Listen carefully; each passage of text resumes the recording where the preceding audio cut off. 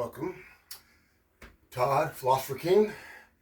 Today we're going to be looking at Homeric psychology, and the title of this video, The Moment Homer Blew My Mind. And several years ago in graduate school, I was working on a project for a class presentation on Homer and philosophy of art, and I came across this article, Insider Talk, it's called. And now, let me just say, Homer is known by many being have interesting things to say about human psychology. All right, different scholars have had different approaches. Pierre Grimes doing some really interesting work on the Iliad, and it's there in the background. Google it. A lot of work has been done on it. A lot of interesting things to say about Homer and his insight into the human soul.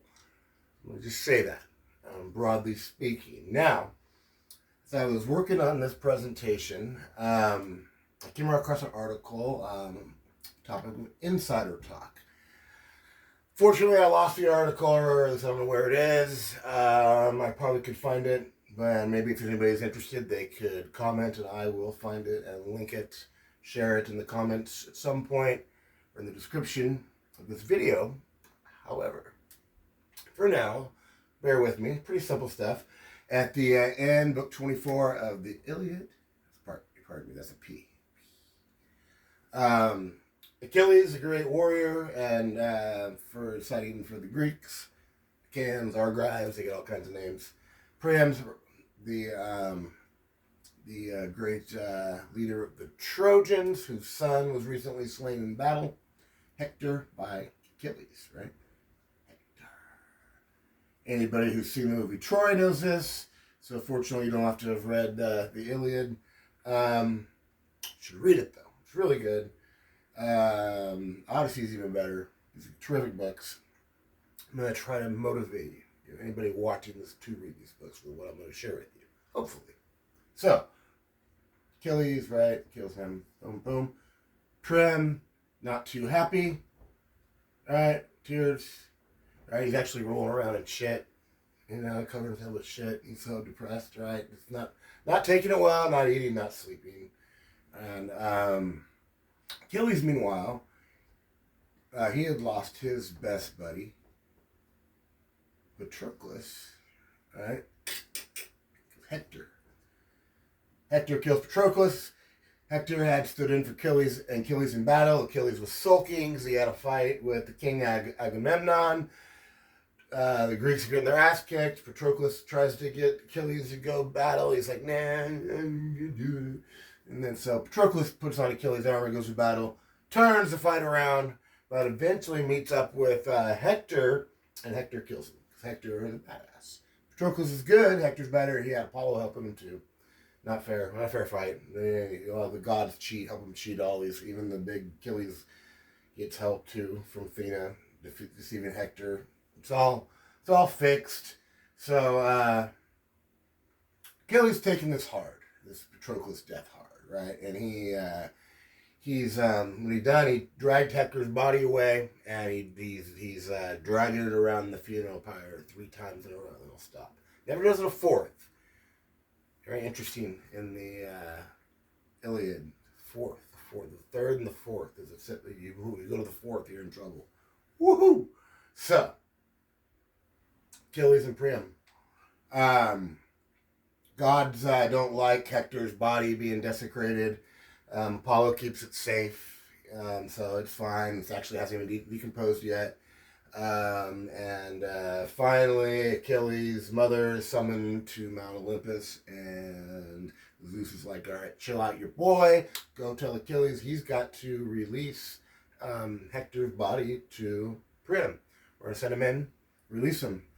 Achilles, he's no dummy. He's like, all right, fine. That's what the gods want. That's what they'll do. Also, maybe his jets are cooling a little bit at this point, to some degree, the timing of it all. Because there was a chapter 23, the games, Achilles versus a judge.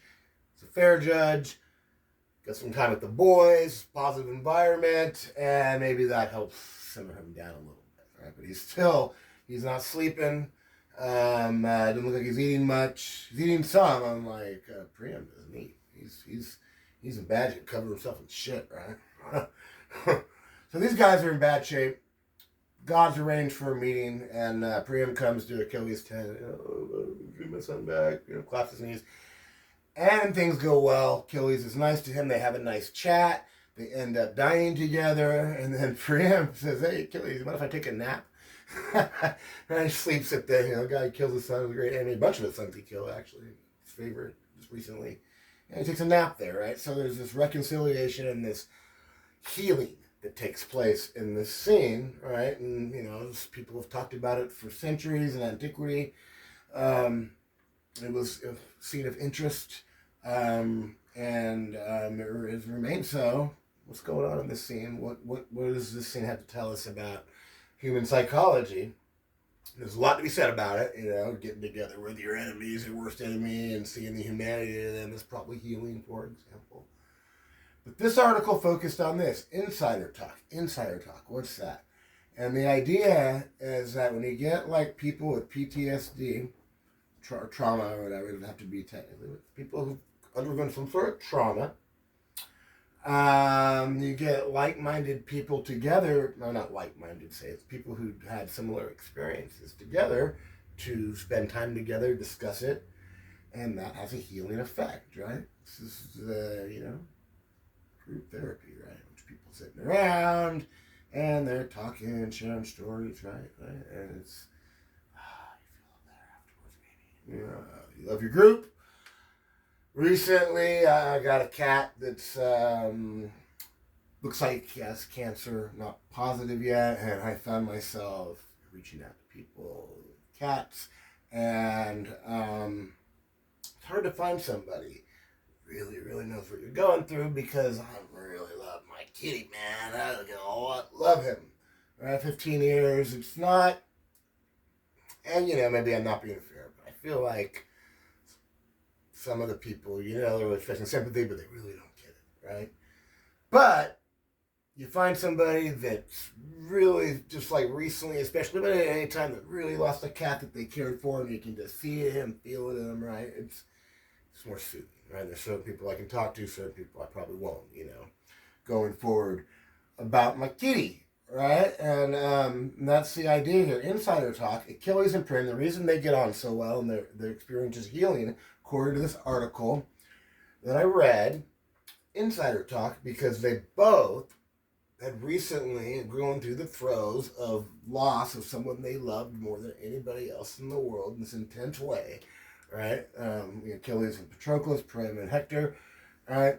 And because of that, their time was productive together. That was a theory. And this article pulls some other stuff from Homer. I can't really remember. This is the part that really got my attention, though. And I was wondering, is it true? Is Homer insider talk? Is that a thing? Does he have insight into that? Is that what's going on in this scene?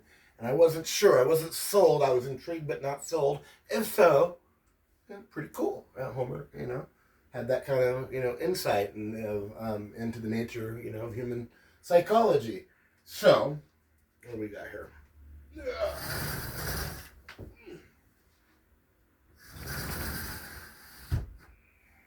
So PTSD, guys get together, war, but people who had, had traumatic experiences in war, and they get together, they spend time together, and there's a commonality, a shared thing. It's healing. So did Homer have that insider talk, especially in regards to PTSD or trauma, right?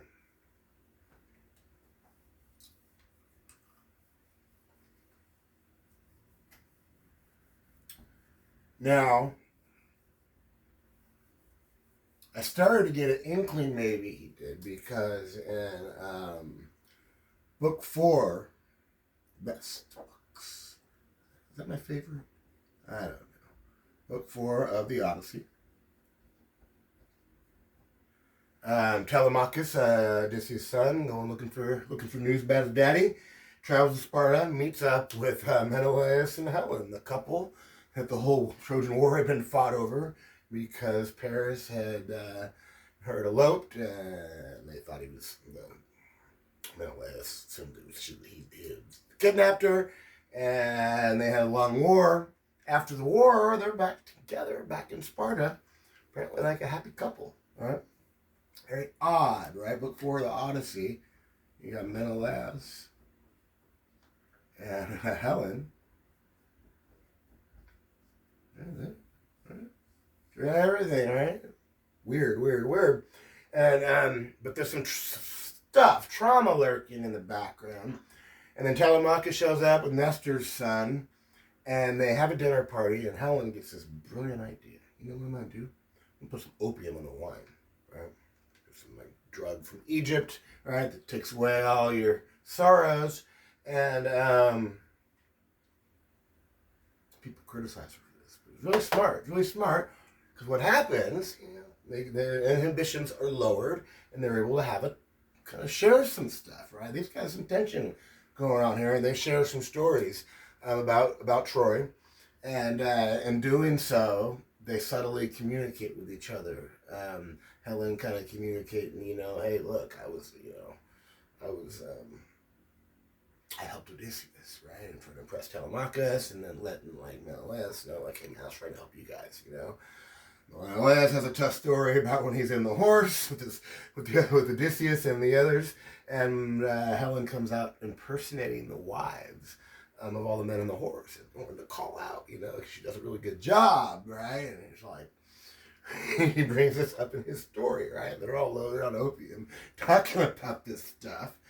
But we felt like insider talk to a degree, because they all cry in their own way at some point. They all break down and grieve about the war for their own separate issues going on, all 4 people there, and they're talking it out. So, we're not quite there, but I'm like, I'm warming up. Right?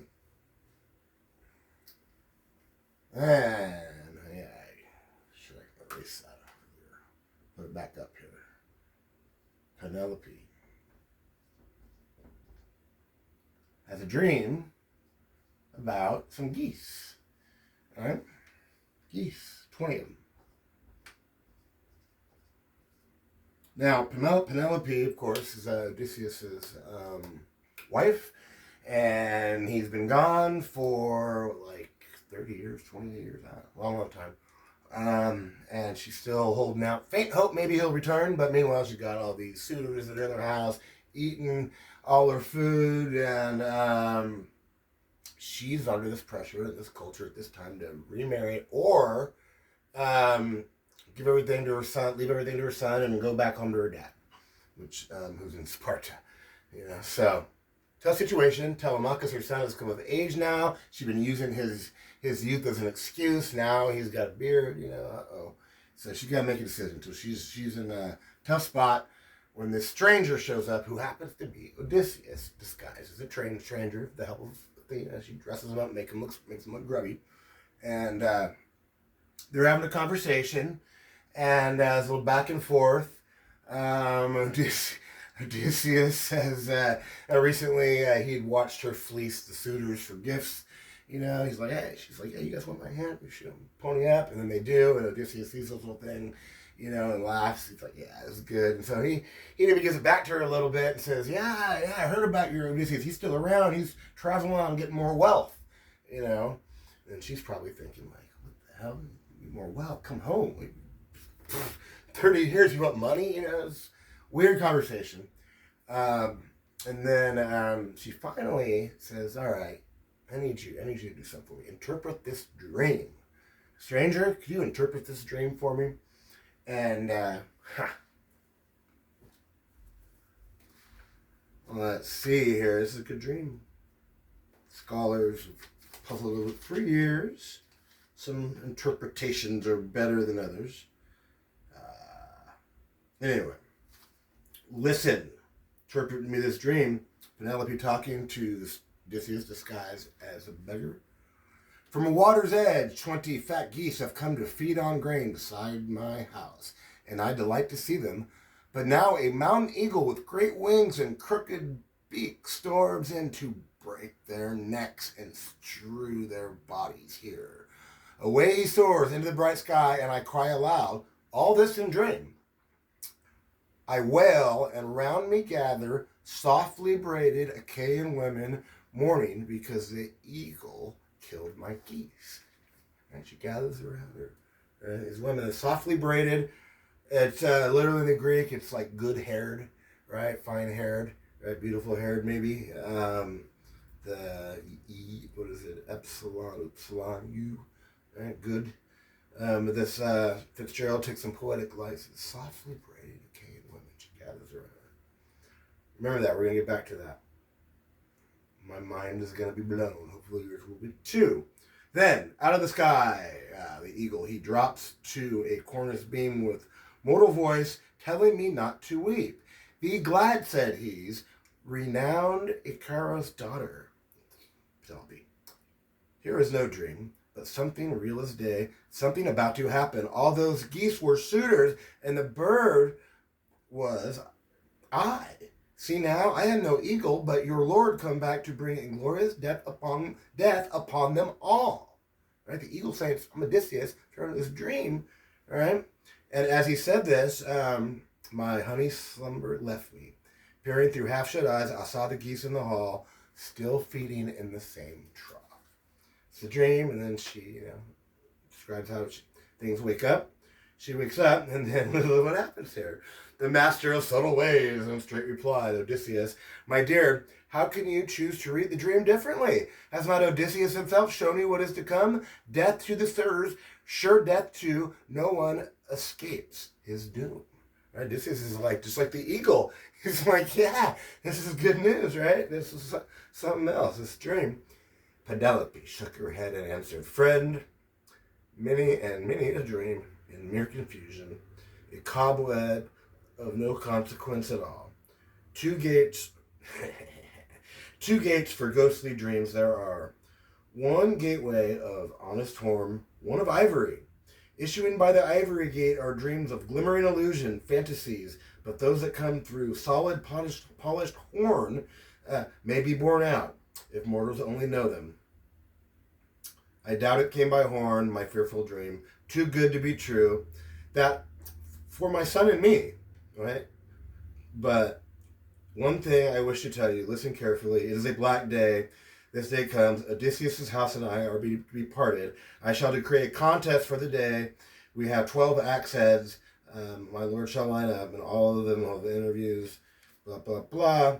And she's describing here the contest she's going to set up with the axe head. You got to shoot the bow through the axe head with Odysseus' bow, right? Whoever can string the bow and shoot it's going to win.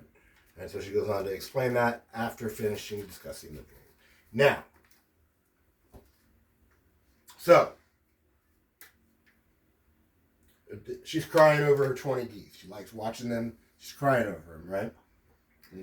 And so much so that she gathers this woman around her, And Odysseus in the dream and in real life is like, what are you crying over these geese for? They're shooters, right? He's completely mansplains, right? Like he tries to, take they both in the dream and in real life. Odysseus just assumes it's a straight way through the horn dream, instead of through the ivory, the tusk, which you do the horn through the straight way versus the tusk, the curved, the illusory dream. And the word for the tusks in there in the Greek, it's like elephant.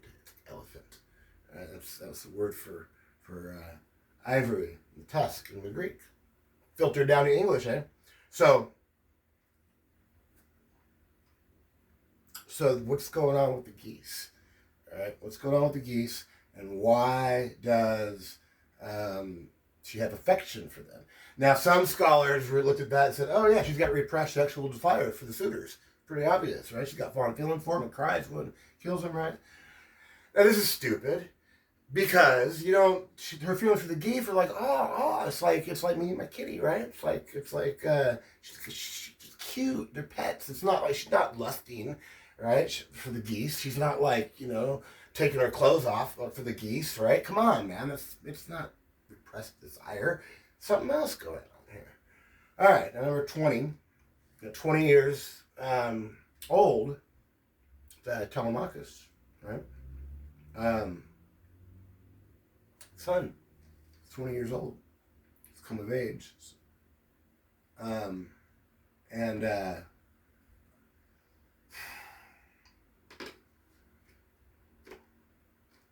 there's one suitor that she likes, or 108 suitors, one that she likes. Maybe you could say there was, roughly a fifth of them that she didn't mind seeing coming around that were harmless little kids, come around. Maybe you could take it that way. But what gets my attention is just before this dream, she tells a story, or compares her situation actually to a myth, like Homeric characters like to do. They'll be talking and say, "Oh yeah, just like so and so and so and so from some Greek myth," and in this instance, right, you got name here, Medion. Is that right? That's right. Yeah, Adon. Sorry about that. Adon, Pandora's daughter. She compares herself to her situation. She says, "Think how Pandora's daughter, pale forever, sings as a nightingale in new leaves through those long quiet hours of night." Blah blah blah. I guess the gods turned her into a nightingale to punish her because she's mourning for her son, Itilos, whom she killed in madness. She was trying to kill the son of her rival, Niobe. Instead, kills her own son, right? And she compares herself, apparently does, to this lady, right, who accidentally killed her own son, right? That's the comparison. She's worried about, that's her, pretty explicit there, right? And so she says, what my... forlorn thought flows variable as her song, wondering, shall I stay beside my son and guard my own things here, my maids, my hall, to honor my lord's bed and the common talk? Or had I best join fortunes with the suitor, the noblest one, most lavish in his gifts? Is it now time for that? My son being still a callow boy, forbade marriage or absence from my lord's domain. But now the child is grown up a man, he too begins to pray for my departure, aghast at all the suitors gorge on, because the suitors are, eating away his inheritance, really. So yeah, she's in this situation and she compares herself, right, to a lady in Greek mythology who accidentally kills her own son. So,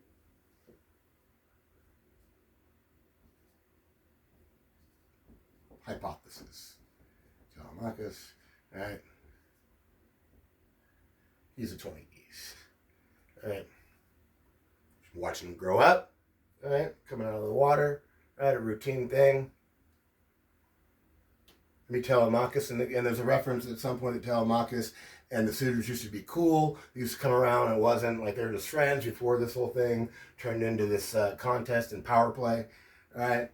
So Telemachus and his friends coming around, right? Telemachus. Now, we talk about these women, softly braided Achaean women. She gathers around her, right? Because they killed her geese. Mm-hmm. Yeah. The eagle killed my geese. Gathers them around her. Right. Here she is. Penelope. Boom. All these other women are around them.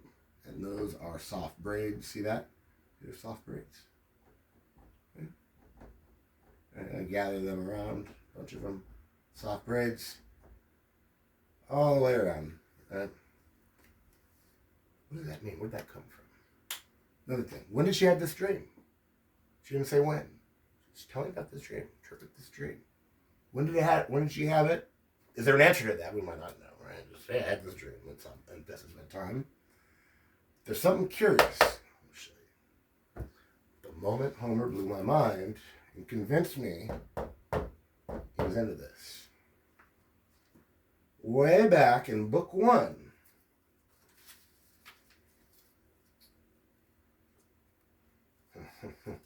something else here. The poet, right, in the house, right, they got a minstrel in their house because Odysseus is rich, in Penelope's Telemachus' home, Odysseus' old home, or soon to be reclaimed. Anyway, poet Phamos, he's singing about the homecoming from Troy, I believe here. Yeah, about the bad things that happened after Troy, and she breaks into Phamos. Other spells, high deeds of gods and heroes, as the poets tell them. Let these men here, or some other, let them sit silent and drink their wine, but sing no more the bitter tale that wears my heart away and opens at me again the wounding, right, of longing for one incomparable, ever in my mind, his famous Hellas knows, and Midland Argos, right, the incomparable Odysseus. This song, quit singing it, it's making me think of Odysseus, making me sad, right? She wants to censor the poet, right? Telemachus intervened. Mother, why do you grudge our dear minstrel joy of song? Wherever his thought may lead. Poets are not to blame, but Zeus, who gives what fate he pleases to adventurous men. Here is no reason for reproof, to sing the news of the Danaans. Men like best a song that rings like morning on the ear. Right? Socrates in the Republic picks on that line. He's not fair. He's kind of being mischievous. But Telemachus continues. But you must nerve yourself and try to listen. Right? He wants her to listen to it. And this is what he says after that. Odysseus was not the only one at Troy, never to know the day of his homecoming. Others, how many others lost their lives? How many others lost their lives? The lady gazed in wonder and withdrew, her son's clear wisdom echoing in her mind. But when she had mounted to her room again with her 2 handmaids, then she fell to weeping for Odysseus, her husband. Gray-eyed Athena presently cast a sweet sleep on her eyes. So, Telemachus, just before she goes to sleep, and a sleep induced by the goddess who's orchestrating this whole thing, Athena, he tells her, hey, look, think of the others. Think of the others. All right, this is what this guy's service is for you. You should listen. All right, think of the others. Right, you should listen to him. It's going to heal you. Right, you need to think of the others.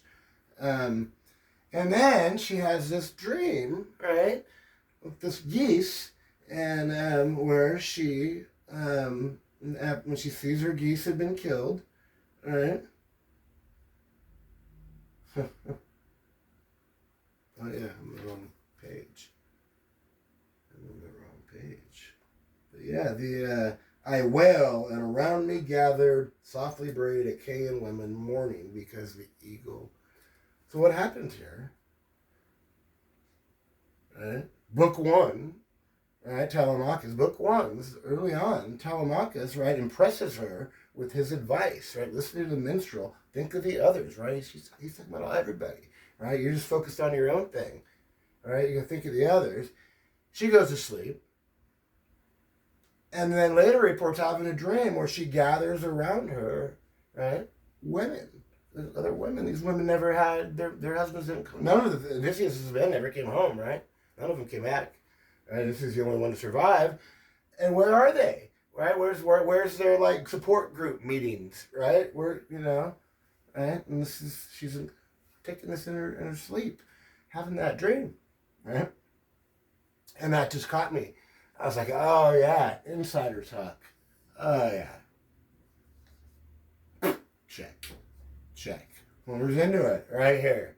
Right? In a subtle, subtle way, he puts the mouth of the words of her son, wise words that she recognizes as wise when she goes back to her room, wise words into that, and it reflects this principle of insider talk that, right, all modern psychology recognizes. Like, yeah, this is one essential or very helpful way to heal. Right, talking to others who's been through the same thing.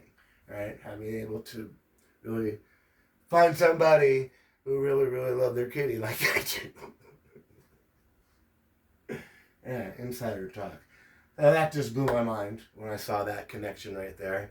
Now, more broadly speaking, on this scene here, in this dream, in which the progression of the conversation, I think what the concern she has is for the effect. If she, assuming she recognizes that the stranger, this might be Odysseus, right? She puts out the bow, right? That's how he eventually gets his hands on it. That's how he kills the suitors.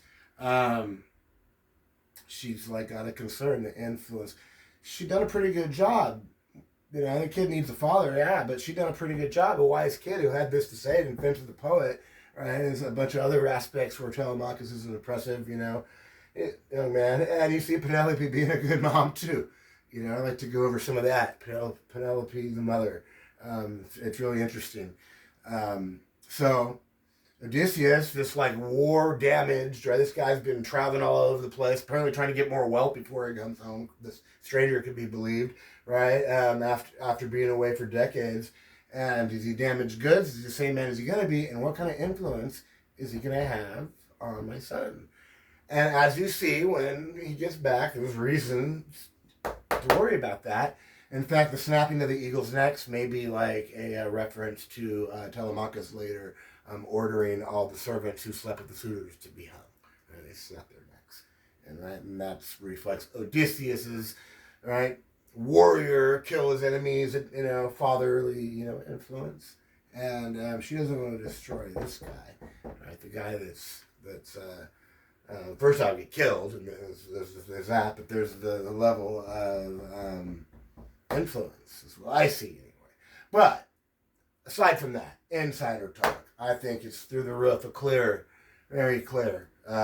Right? This is like the big advice that Telemachus gives her in that little speech is think about others, and then that shows up in her dream imagery later on. She goes to sleep right after that scene. Everything lines up. I saw that, and I was just like, yeah, insider talk.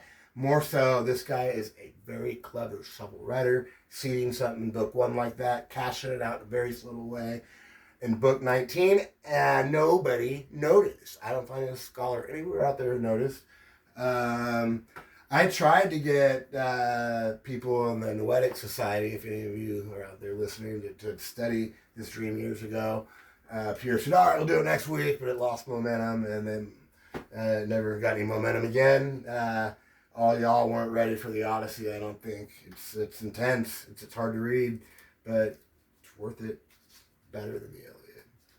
Anyway, thanks for paying attention. I hope your mind is blown too. Please read this stuff yourself. Check it out. It's fascinating. And maybe one day I'll put together a longer video, really breaking down the Odyssey, Iliad. So good stuff.